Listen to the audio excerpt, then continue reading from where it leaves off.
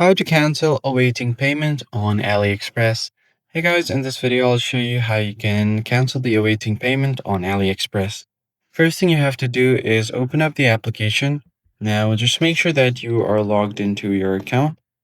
Once you are logged in via your website or mobile app, you're going to have to find your orders. To do that, tap on the profile icon at the bottom right corner of your screen. And then you can just tap on the orders icon where it says My Orders. Tap on View All. Then find the order with the awaiting payment status, or you can find it on To Pay. Once you find your order, just go ahead and click on the order to cancel. And once you do that, you should be asked a reason for your cancellation. Just select a reason and confirm it. Then you're going to have to verify your cancellation.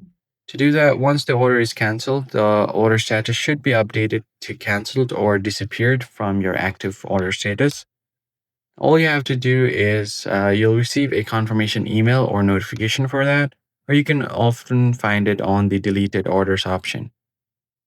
So once that is done, there are a few things that you need to know. There is a time limit, so you can only cancel awaiting payment orders within the payment window. So that will be typically 20 days, but you can check for a specific order or the exact deadline. And there won't be any charges. So since the order hasn't been paid, the canceling won't involve any refunds or disputes. So you can cancel the awaiting order or awaiting payment without any problem. So that's pretty much it, guys. If nothing works, then there is always a way to contact customer support. You can ask for their help and follow the instruction they provide to you, and your problem should be fixed. So that's pretty much it, guys. I hope this tutorial was helpful. I'll catch you guys on the next one.